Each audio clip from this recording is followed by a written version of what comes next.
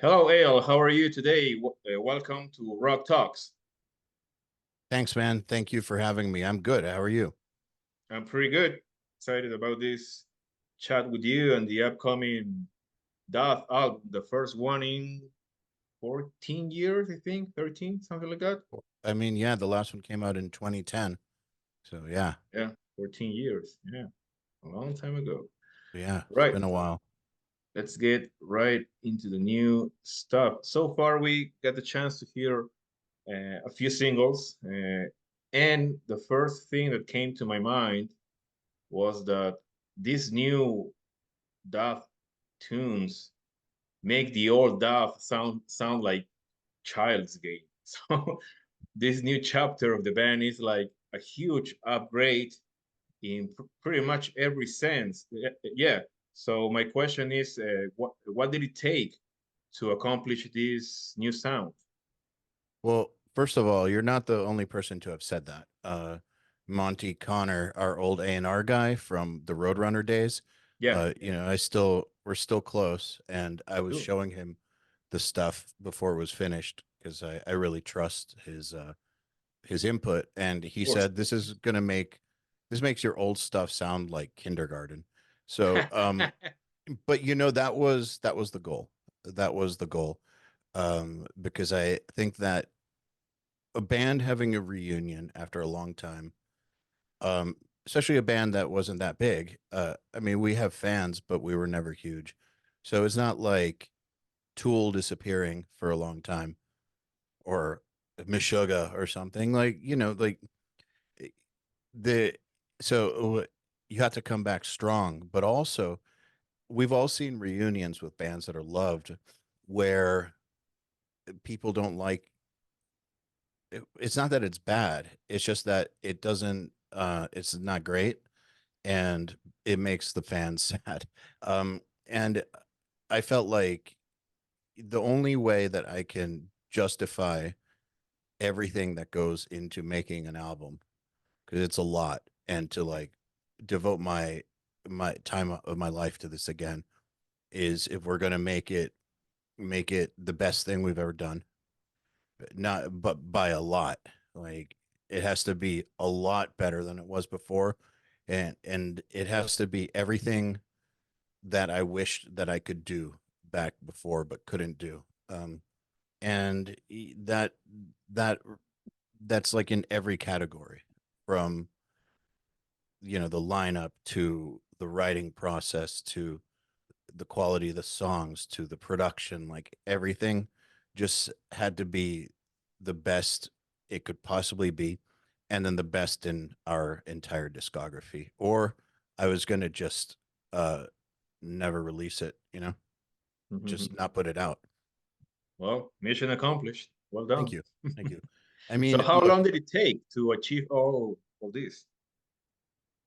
how long did it take from Since day like the one, since first from the writing, first notes? yep, till the final So product. it was maybe October of 2021 or November when I called Sean and Mhm. asked him if he wanted to start it back up with me. So, and then we handed the record in October of 2023. So exactly 2 years. 2 years. Well, it's not that long. I mean, No, some bands it's take not. way more. Yeah.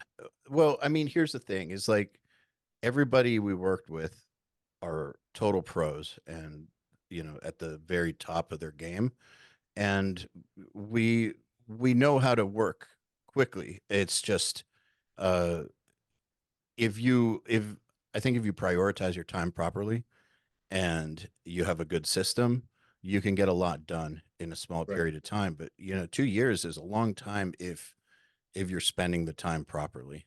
And that was enough time to find a band, to put out singles like last year, to find a label, to make the record. Like, it's enough time if you put the right kind of time into what you're doing, I think. Mhm. Yeah, since you are talking about getting or putting this band together, this new band with the new guys, did you try to take back the old lineup with Kevin Talley, Jeremy Creamer, and Amo? We definitely opened the door to it, but I made it clear to Sean at the on day one that this was happening. This was going to happen regardless of who wanted to do it with us. Hmm. So when I contacted him, it was like, hey, so you know that that in restarting this, there's no guarantee that the other guys are going to want to do it. Are you interested in doing it regardless? Because I'm doing it no matter what. And he said that he's in no matter what.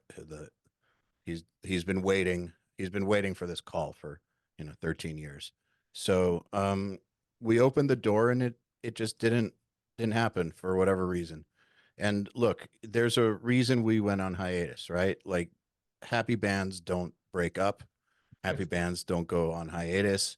Happy marriages don't end in divorce. Like there there's reasons. We didn't go on hiatus because things were good. The opposite. So, you know, I think that not there collectively it just there wasn't nobody it seemed like nobody really wanted to go back to that place. Hmm. And at the end of the day, I started this band. Is my band, and Right. it's mine to decide what to do with. And I decided that I'm not waiting. I'm just not waiting longer. Hmm. Hmm. So maybe the other members weren't committed 100% for the whole process, and you didn't want to wait any longer, right? I think they're just I can't speak for them. I don't want to speak for them, but 14 years is a long time, and people move on with their lives. Right. So the where we were in 2007 as people is not where we are now. I mean, I'm not in the same place that I was either back then, but I think for they put it in the past, and that's fine. Hmm. Hmm. Yeah, that's good.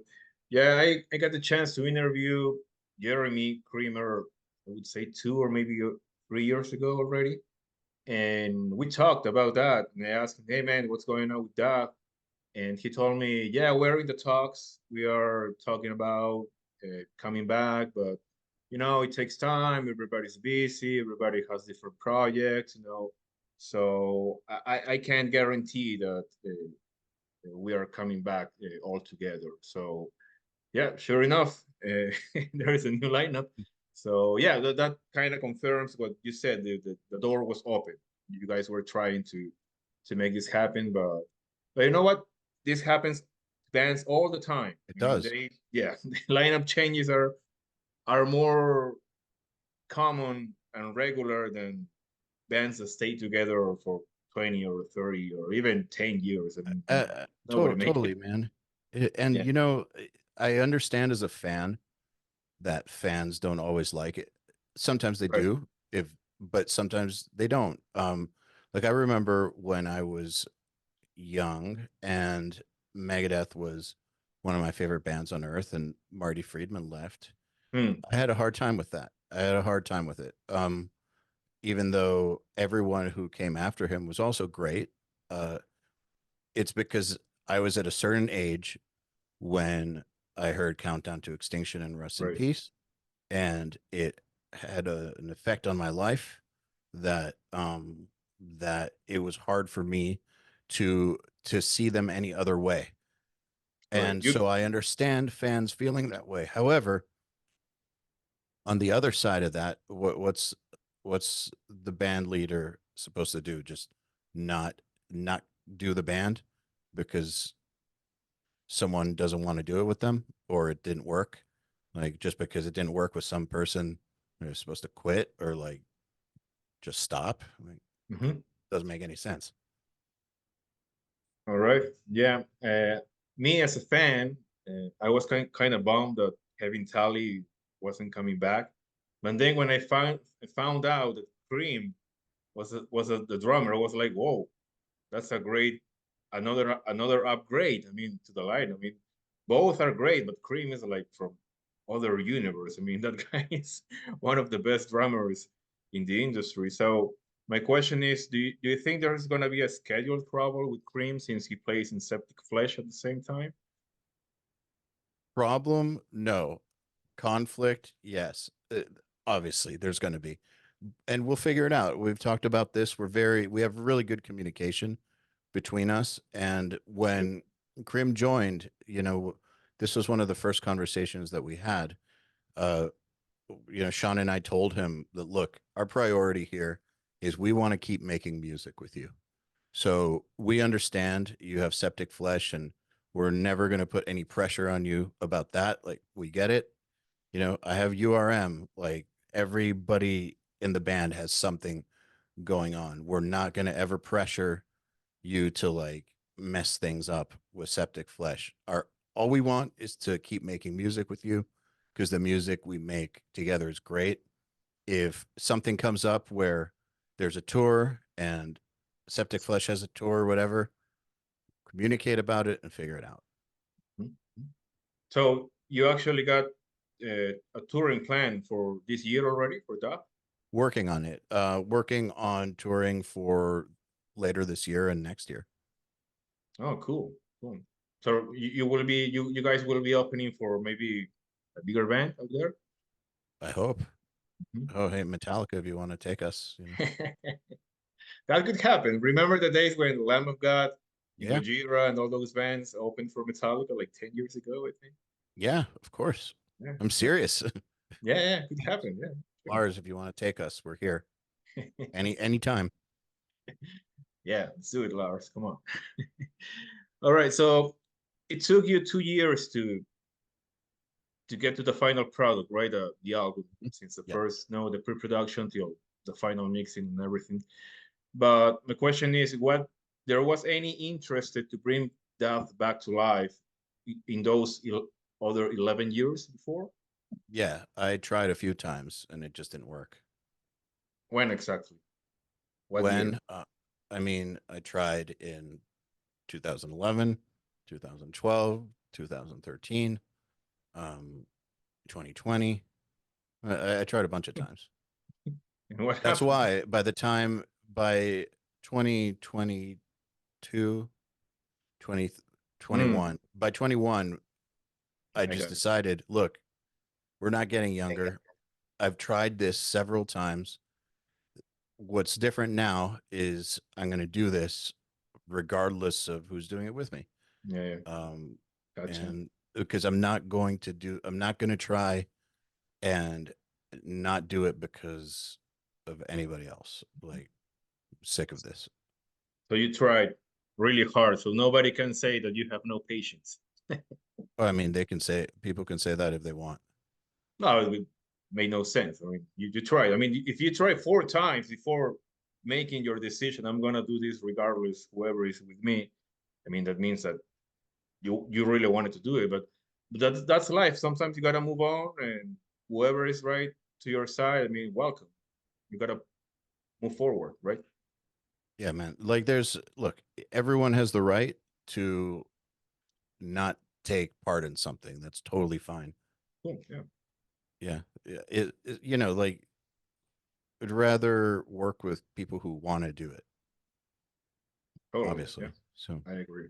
You know, I would like to go back to the writing process of these new tunes for the album, The Deceivers, which will be released on May 3rd via Metal Blade Records, right? So what I noticed on these new songs is that there is a really big orchestration, a lot of orchestration arrangements mhm. that maybe weren't that big on the previous albums. Uh, so how difficult was to write and add these new arrangements to these songs? I mean, those that orchestration arrangement make it sound like really big, like a really big band. So yeah, how was it? Not hard at all. So, if you listen to the Hinderers, there's orchestra on the Yeah, yeah, Hinderers. There's synth on the Hinderers. yeah. The Concealers, not as much. That was Hmm. more specifically very guitar focused. But Right. Futility before the Hinderers, that's tons of synth. The self-titled also had tons of synth.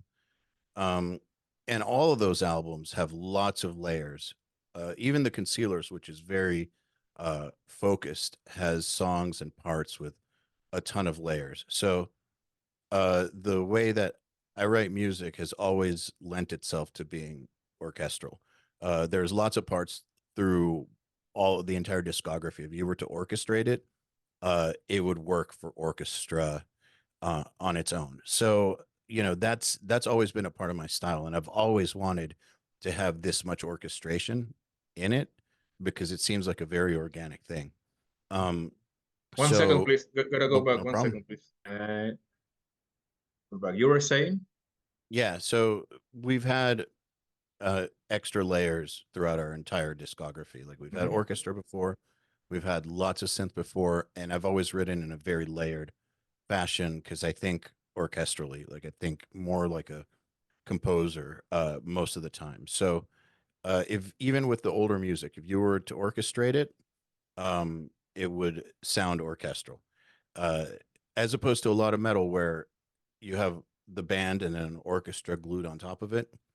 I think the way that this music is written is it's written for the parts to work together, and lots of the time on some of the earlier music, parts that now would have been done with an orchestra might have been done with more guitar layers, for instance. Right. So it not difficult, like because I've always kind of imagined the sound this way. So it's not like new uh a new direction for me or anything. It's actually the direction I always wanted us to be in. Yeah, totally. But would you agree that with these new songs in this new album, there is more of that, probably? Yeah, I think so. Um, yeah, I would agree Right? because Right. yeah, because if you look at the At other least that's albums, what I sense on the new singles. I mean, there is more. definitely more of a focus on this Right. one. Yeah, Did you add some strings maybe as what's well? that? Did you add some strings like violins and stuff like that, or no? I mean, yeah, like there's full. I mean, it's none of it's like a real orchestra, but like it's there's virtual orchestra properly orchestrated. I think on almost every single song, actually. Hmm. Cool, cool. And I think you actually got a sixth member, right? It's in charge of the synth and the orchestration. Yep, Jesse's already. Hmm. Yeah, And he will be there on stage playing with you live. I hope so. I Hmm. mean, you can't play the orchestra live, but he's a guitar player also. Hmm. So, that's the other thing is I've always seen this as a three guitar band. We just didn't have three guitar players before because we didn't. But in my mind, I always wanted us to have three guitars Hmm. because, like I was saying, the music has always been highly layered. It makes the most sense with three guitars. So Jesse's a guitar player too. He's a very good guitar player. So So is he gonna be a guitar player for the upcoming tours I live? mean, that's the idea. Oh, okay. And also synth at the same time, or Well, just none of the synth stuff is like keyboard. It's all it's like programmed, you oh, know. okay, okay, okay. Yeah. Yeah, Yeah. like we don't have like a keyboard player Hmm. like a Jordan Rudess style or something like that. Hmm. So, I mean, you could play this stuff on a keyboard, but that's not how it came together. Um, like it can be done, but not that's not really what it is. All right. And also, you got a lot of guests on this new album. You got Jeff Loomis from Nevermore, and he was playing with Arch Enemy till like Yeah. last year, I think. And Mark Holcomb from Periphery, Dean Lamb from Arcspire, Perry Nilsson from Scar Symmetry, and he playing Meshuggah for a while also, right? Yep. And some other guys. I mean, I see it Ice Nine Kills and Yeah, Dan Platonus. So Sugarman.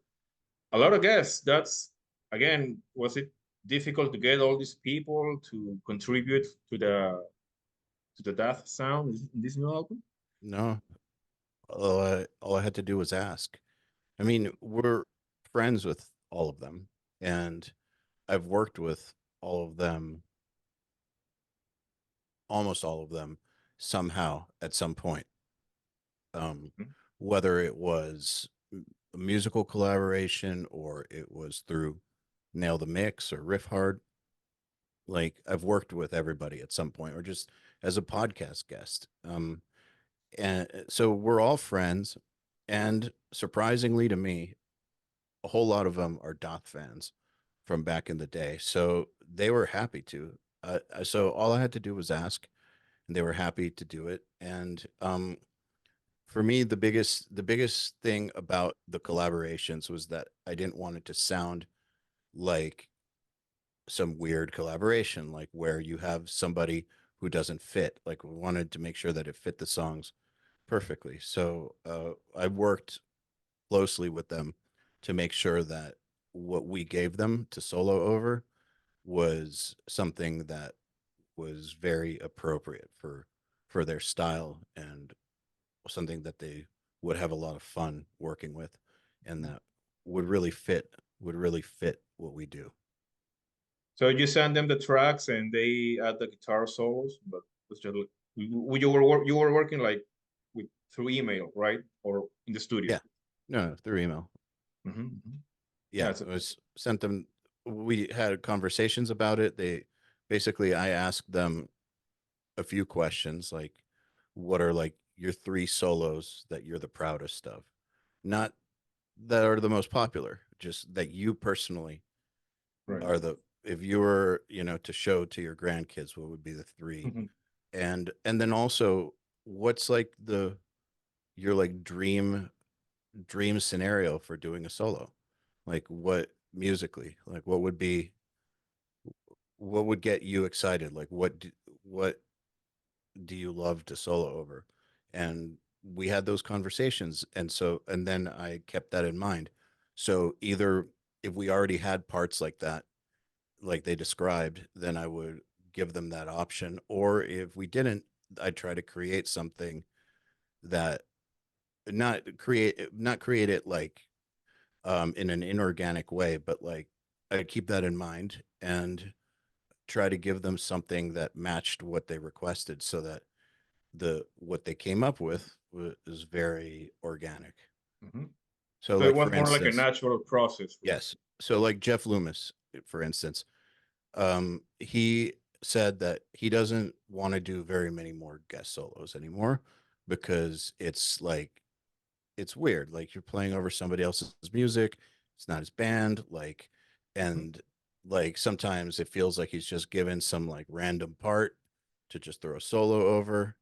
So he only wants to do it if it's like a substantial part, and it can be like a real section of the song, and is like, or the ending of a song, and that it has lots of very interesting chord changes, and it changes dynamics, and it leads you through a journey, and it really gives him something to sink his teeth into. And the song he's on, Deserving of the Grave, we gave him the whole ending of the song, and it followed. Like I really took to heart what he said, and the part goes through several key changes, lots of really interesting chords. Like it builds and builds and builds, and it's super epic, super dark, and we gave him a lot of room to like really really shine, and his solo is unbelievable. It's one of his best solos ever. It's just Nice, incredible. amazing.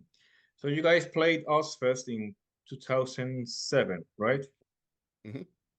What is your best and your worst memory about playing that tour? Best. I mean, the shows were the best part for sure, because it was one of those, wow, this is actually happening in real life moments. I Right, right. mean, that's the first time that we ever played uh, 10,000 plus uh, venues, right? Like that's, we had never played to more than like 1,000 people before that. So Mhm. suddenly we're playing to 10 or 15,000 people. So that was just crazy. It was just like, holy shit, this is real. And I just remember like the LA show.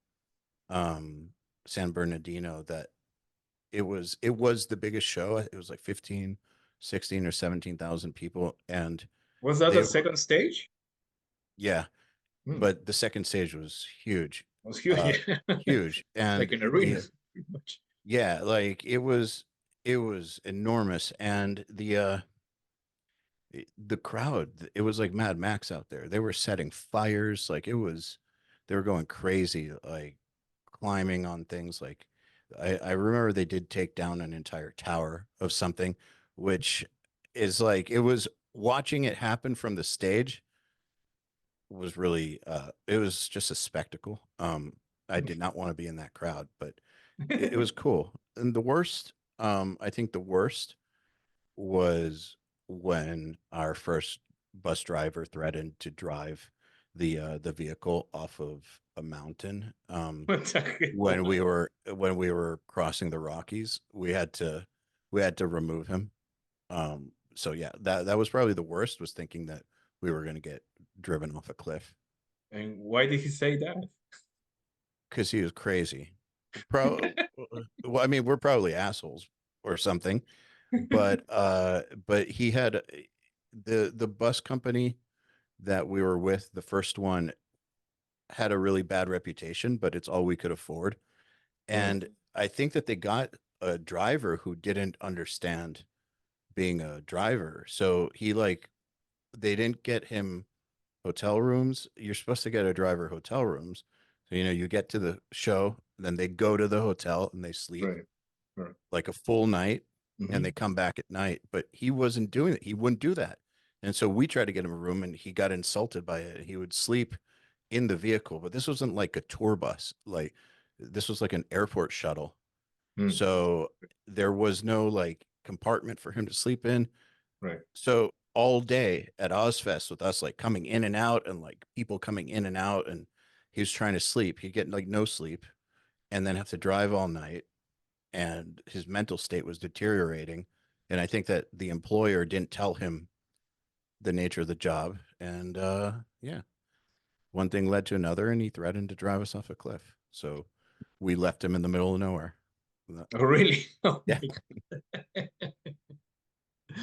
So it was like you're threatening me, you got another thing coming, dude. it was, you're gone. Right. Like, Well, we can't keep driving with you threatening to kill us. Like, if you say you're going to kill us, and then we still have a distance to go, or where you can't drive us any longer after that. yeah, makes sense. So good choice. Thank you. Thank Thank God you. you're alive, all of you. All right, last question. Uh, I'm a really big Chimera fan, so You say Chimera? yeah. Hmm. And I remember back in the Crown of Phantoms day, and even before, uh, half of the Daath lineup ended up playing in Chimera. I mean, Sean C was there, Jeremy Creamer was there playing bass, and Amo started playing bass, and then he got upgraded to lead guitar. He was Yes. replacing Rob Arnold. So my question is, how did you feel when you saw that half your band was playing with someone else? I mean, the thing is, uh, I try to always understand the other side when it comes to why people decide to do certain things. And the fact is that we were making no money at all, and we had been doing it for years. And also, we weren't getting along very much. Mm, So an opportunity came up, and they took it. And it's very understandable. I got an opportunity at the same time for going to Florida to join a studio called Audio Hammer. And mm, that was also going to mean like I could do less of the band. And I didn't ask them for permission to go do that either. Right. Like, I, we were not getting along. We were not making money. An opportunity came up for me. So I took it. And it's the same thing. So did I like it? No, but who cares how I felt about it? And what I thought about it was that it's totally understandable and fine. Like, it's fine. Like, what can you expect someone to do? Like if Mhm. you're not able to pay them, but someone else is, and it's a bigger band. I mean, I Did you get the chance to listen to Crown of Phantoms, the album they did together? think I might have heard it once, maybe, Only once. Well, that's about maybe. it. That answers my question. I wanted to ask you if you like the record, but if you only listen to it once, I mean, yeah, that's it. I mean, I like Impossibility of Reason. Right, that's a classic. Yeah. Yeah, I think that album's awesome. And then I also like the one, what's it called? The Black Uh, album they did with Nothing Remains on it. The one that's Kevin was on. self-titled. If I'm Yeah, right. self-titled. Yeah, Mhm. those are good. Yeah, yeah, that's a really good. All right. Is there something you would like to say to your fans in this upcoming tour, the releasing of the record? Well, I just want to thank fans who stuck with us through the hiatus, because it's thanks to the fans who stuck with us that this is happening. Because in my mind, it was dead. And the thing that kept it alive was fans hitting me every single day for a decade asking when we're going to do more stuff, like for real, every day. And I believe you. yeah, it's one of those things where uh I've had other projects I've done disappear. I've had businesses fail. But I've never had, besides this, something that I stopped doing where 10 or more years later, every single day, multiple people are asking for it. So that kept it alive for me. Um, because I was never happy about the hiatus. But at some point, I felt like I just had to accept it. But fans kept it alive for me. So huge thank you to anyone who kept the faith through the hiatus, because without that, this probably wouldn't have been happening. And hopefully they feel like the this was worth the wait. Yeah, I can say that as a fan. I mean, the new tunes sound really, really good, and I'm really looking forward to listening to the whole album and watching you guys play live. Hopefully this year. Hopefully, man, and we'll see you on the road, hopefully. Yeah, totally. Well, that's it for today. Thank you very much, Eyal, and have a great night. Okay. Thanks, man. Have a All good right. one Take care. yourself. Bye Take bye. it easy. Bye-bye. If you like this interview, please give me a thumbs up, leave a comment, and share the video with all your friends. Also, very important, please don't forget to subscribe and hit the bell.